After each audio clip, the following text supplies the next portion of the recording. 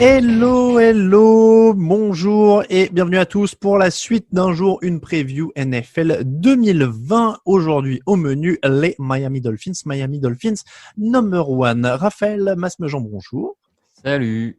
Et Grégory Richard, bonjour. Bonjour Alain, bonjour à tous. La franchise de Miami, 5 victoires, 11 défaites la saison dernière. Ils ont rajouté Matt Breida, Jordan Howard, Eric Flowers, Ted Karras, Shaq Lawson, Emmanuel Ogbah, Kyle Van Noy, Camus Grugier Hill et Landon Roberts, Byron Jones notamment. Ils ont drafté Tua Tagovailoa, Austin Jackson, Noah Igbinogen. Ils ont un truc contre moi et pour les noms des draftés. Robert Hunt. Au Scrabble, en tout cas, on bat tout le monde cette année. C'est vrai. Ils ont notamment perdu Clive Watford, Evan Boehm, Aqib Talib et Reshad Jones. Talib et Jones, c'est plutôt notable, mais sinon, ils n'ont pas perdu énormément de monde. Tua ou pas Tua, c'est une année de transition à Miami. Ryan Fitzpatrick devrait, à un moment ou à un autre, peut-être laisser sa place à Tua Tagovailoa, qui est officiellement remis de sa blessure au genou. Ils ont surpris l'an dernier avec 5 victoires. Raphaël, est-ce qu'ils peuvent faire encore mieux? Est-ce qu'on est sur la rampe de lancement? Oula, non, ça n'a pas l'air. Je suis pas certain qu'ils peuvent faire encore mieux, et moi j'aurais presque envie de te dire qu'en cette année de transition, faire aussi bien, ce serait déjà pas mal, parce que c'est une équipe qu'on voyait vraiment morte de chez morte. Donc à quelque part, confirmer que leurs 5 victoires de l'an dernier, c'était pas juste de la chance, mais qu'ils sont capables d'aller arracher des matchs, je trouverais ça déjà sincèrement pas si mal. Donc voilà, après ils peuvent en prendre quelques-uns de plus aussi, faut voir, mais Alors, pourquoi ils peuvent gagner? Raphaël, c'est à toi d'enchaîner aussi. Ouais. C'est ton équipe. C'est toi qui a le lead sur cette équipe. Bon, pourquoi ils peuvent en gagner quelques-uns, moi je les vois pas en gagner pléthore non plus. D'abord, il y a quand même une division qui peut leur permettre d'aller gratter quelques matchs. Il y a les Jets, on y reviendra. Ils ont, depuis quelques années, ils arrivent toujours à en prendre un à New England de manière un peu incroyable. Donc pourquoi pas, et on reviendra aussi sur New England avec le lot de choses qui se passent là-bas. Donc t'as cette division. Ils ont clairement, Brian Flores a semblé créer une alchimie entre ses joueurs, un groupe, enfin une équipe qui s'arrache, etc. Et après, vraiment, si on parle des joueurs en eux-mêmes, je trouve que déjà, moi, il y a un backfield défensif assez versatile et qui me plaît vraiment pas mal. Le duo avec en tête d'affiche, donc le duo de cornerback Jones Howard, moi, je pense que ça peut quand même faire sur certains matchs serrés, ça peut faire la différence en fin de match face à des quarterbacks moyens, un peu faiblards. En plus, donc t'as aussi McCain et Rowe pour les accompagner dans ce backfield. Donc voilà, moi j'aime beaucoup le backfield défensif, et je trouve que malgré, il y a des armes offensives aussi intéressantes. On a un Devontae Parker qui a enfin explosé l'an dernier. On a un Mike Gesicki au poste de tight end qui s'est montré assez intéressant. Preston Williams aussi en receveur avait commencé à faire un bon début de saison avant de se blesser. Jordan Howard au sol, ça peut être intéressant. Voilà, il y a quand même malgré tout des petites touches offensives assez intéressantes.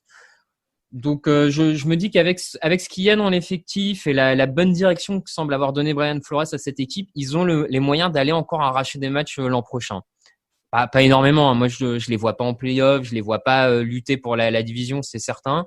Mais voilà, arracher je pense qu'ils peuvent faire aussi bien que l'an dernier en tout cas. Greg, est-ce que tu les vois moins bien que l'an dernier, ou parce que Raphaël a l'air d'être dur. Ce serait dur. Ce serait dur. Non, alors pour répondre à la question initiale, ce qui peut éventuellement leur permettre de gagner des matchs, le retour en forme de Tua Tagovailoa. C'était quand même, avant sa grave blessure, un phénomène au niveau college football. Un joueur qui aurait largement pu, je pense, encore une fois, sans ses soucis physiques, être en ballottage pour le titre de numéro 1. Parce que, mine de rien, on parle de la saison de Joe Burrow l'année dernière, mais je pense que la saison de Tagovailoa en 2018 se plaçait quand même là, avec big play sur big play du côté de Bama. Donc, très franchement, c'est sûr que on va pas s'enflammer tout de suite. On nous dit qu'il est prêt à jouer un snap en NFL, mais bon, je pense que c'est pas la peine de se précipiter. Et je suis pas sûr que ce soit dans l'idée de Brian Flores justement de le lancer tout de suite, alors qu'il a la possibilité d'avoir Ryan Fitzpatrick qui peut justement le couver entre guillemets dans un premier temps. Mais ouais, avec un Tagovailoa qui revient de manière alors j'allais dire inespéré, c'est pas le bon terme, mais ouais, qui revient en forme beaucoup plus tôt que prévu. Je pense en tout cas que Miami, par rapport aux forces offensives dont parlait justement Raph tout à l'heure, ça peut justement être quelque chose d'intéressant. Ils ont drafté un bon tackle au premier tour aussi. La ligne offensive globalement a été plutôt bien considérée pendant l'intersaison. Donc défensivement, tout me rassure pas, mais ça on aura l'occasion d'en reparler. Mais voilà, offensivement, je pense que ça peut en tout cas être quelque chose qui peut permettre à Miami de repartir sur des bonnes bases. Alors c'est marrant parce que je vous trouvais assez négatif sur les Giants. Dans la preview d'hier, autant je vous trouve assez optimiste sur les forces offensives de Miami parce que j'adore Devontae Parker, mais je le trouve quand même un peu seul. Alors ils ont un vrai receveur numéro 1, ce qui est un truc que les Giants n'ont pas. Ça c'est, il n'y a pas photo là-dessus. Devontae Parker vaut les 3 autres des Giants réunis. Mais bon, la ligne, ok, je vois pas un Zeitler ou un mec un peu dominant non plus. Bon, elle est cohérente. Après, ils sont bien coachés. Brian Flores a fait du bon boulot l'an dernier. Le jeu au sol, excusez-moi, il y avait quand même Saquon Barkley chez les Giants. Je regarde le point de comparaison, mais Jordan Howard et Matt Breida, je suis pas encore hyper rassuré que ce soit sur l'état de santé ou la productivité, parce que l'an dernier, c'est Brian Fitzpatrick, le meilleur coureur des Dolphins, avec 243 yards. Donc, ils ont beaucoup changé aussi. Ouais. Ils ont fini avec Patrick Laird, il me semble, en running back. Donc, oui, non, mais il y a eu beaucoup de blessures et tout ça, mais là, c'est pas non plus des assurances touristes en termes de blessures au vent des Breda. Donc, moi, je suis pas si rassuré que ça sur leur attaque en dehors de Devontae Parker. Fitzpatrick, on sait ce que c'est un peu les montagnes russes. En attendant Tagovailoa, dont on sait pas grand chose post-blessure. Donc moi, je serais moins chaud que vous sur l'attaque. Je suis chaud sur Parker et Brian Flores. Mais si tu veux qu'on parte sur une comparaison, déjà, je pense qu'en termes de quarterback, Tagovailoa est quand même un prospect plus excitant que ce que pouvait être Daniel Jones, qui a confirmé l'année dernière que ça restait quand même un projet à moyen terme. Ce qui est la différence, on attend vraiment de Tagovailoa. S'il n'y avait pas, encore une fois, le critère physique, ce serait un joueur dont t'attends qu'il soit performant dès le premier jour. Voilà. Après, je suis d'accord avec toi. Les Giants sont meilleurs au sol sur le papier et les Dolphins sont meilleurs dans les airs. En tout cas, pour moi, ont des meilleures cibles. Et a priori, Raphaël est relativement d'accord avec moi. La ligne offensive, je trouve, il y a quand même moins de... Alors, il y a beaucoup de choix de draft, encore une fois, mais je trouve qu'il y a plus de solutions. En tout cas, ils ont vraiment fait en sorte d'avoir un minimum de concurrence sur le poste qui peut leur permettre, sans avoir des top stars sur la ligne offensive, d'avoir en tout cas un groupe capable de protéger efficacement leur quarterback. Après, encore une fois, je te rejoins. Un Jordan Howard, c'est un point d'interrogation et c'est tout sauf au niveau d'un Saquon Barkley. Mais on a vu qu'à Chicago, il était bon. Ça fait quand même un petit moment qu'il a plus atteint ce niveau-là. Mais peut-être que dans un système, en plus dans le système c'est Chan Gailey, c'est ça le coordinateur offensif? Oui. Bon, où le jeu au sol est quand même souvent mis en avant. Je pense qu'un Jordan Howard peut faire des stats assez honorables et mettre un petit peu moins de pression sur le quarterback. Mais on te dit pas, attention, moi, encore une fois, je reste sur la perspective de ils peuvent gagner des matchs, mais l'idée, c'est pas de dire que Miami va tout péter dès cette année, même si Tagovailoa est performant. Je t'entends les annoncer à 14 victoires, là, comme oui, ça. Oui, tout à fait, exactement. On n'a pas encore parlé du scénario de défaite. Je sais que tu as un truc pour Tagovailoa. En effet, il y a beaucoup de raisons qui font qu'ils vont perdre, Raphaël. Ouais, il y en a pas mal. Et notamment, je trouve que le front seven en défense pose énormément de questions. L'an dernier, un de leurs énormes points faibles, c'était le pass rush et l'incapacité à mettre le quarterback adverse au sol. Et là, quand tu vois les arrivées, que ce soit par la draft ou autre, le problème n'est pas particulièrement réglé en externe. Donc, ça va demander vraiment du progrès global de l'ensemble des joueurs de cette ligne pour améliorer la situation. Est-ce que c'est le cas? Ça reste un gros point d'interrogation. Et ça, je pense qu'avec un pass rush aussi mauvais que l'an dernier, ils iront pas beaucoup plus loin. Malgré un bon backfield, à mon sens, ça risque d'être compliqué. Sur le côté linebacker, ils ont fait venir des joueurs de devoir, Kyle Van Noy, Sammy Goodyear Hill, c'est pas des grands talents, c'est des joueurs de devoir, donc ça peut marcher. Ça peut ne pas totalement fonctionner. Je pense notamment à Kyle Van Noy qui avait notamment explosé quand même chez les Patriots, qui avant chez Detroit était un joueur correct, mais pas au niveau qu'il a été. Est-ce qu'il va garder le niveau Patriots où il retombe un peu dans l'anonymat? C'est toujours une question avec les joueurs venant de New England. Donc voilà, moi c'est surtout défensivement et puis le jeu au sol, même si j'aime bien Jordan Howard, j'en ai parlé, c'est vrai qu'il y a quand même des interrogations autour de ce jeu au sol, de la ligne offensive malgré tout. Parce que Greg l'a dit, il y a beaucoup de solutions qui sont arrivées. Draft, je pense aussi en free agency, il y a Ted Karras qui est arrivé au niveau du centre. Voilà, c'est quand même quasiment une nouvelle ligne offensive sur beaucoup de postes. Donc, est-ce qu'elle va le prendre? Est-ce que l'alchimie va marcher? Est-ce qu'ils sont suffisamment costauds? Pour moi, ça reste vraiment, à l'heure actuelle, la ligne offensive reste une vraie question qui fait que c'est pour ça aussi que je les vois perdre pas mal de matchs. La plupart des matchs, c'est une ligne offensive sur laquelle j'ai des doutes, pas de pass rush. Et puis, en termes de talent global, c'est pas, comme tu l'as dit, ça reste très moyen en termes de, comme effectif, en termes de pur talent capable de changer le match. Après, la question, toi, au quarterback, qu'est-ce que ça va donner? Bon, beaucoup d'interrogations, donc c'est pour ça que je les vois perdre pas mal de matchs, mais je pense qu'ils peuvent s'en sortir un peu comme l'an dernier, quoi. Je pense que tu as fait le tour. On va passer au Factor X. À moins que Grégory, tu veux rajouter quelque chose sur les causes de défaite?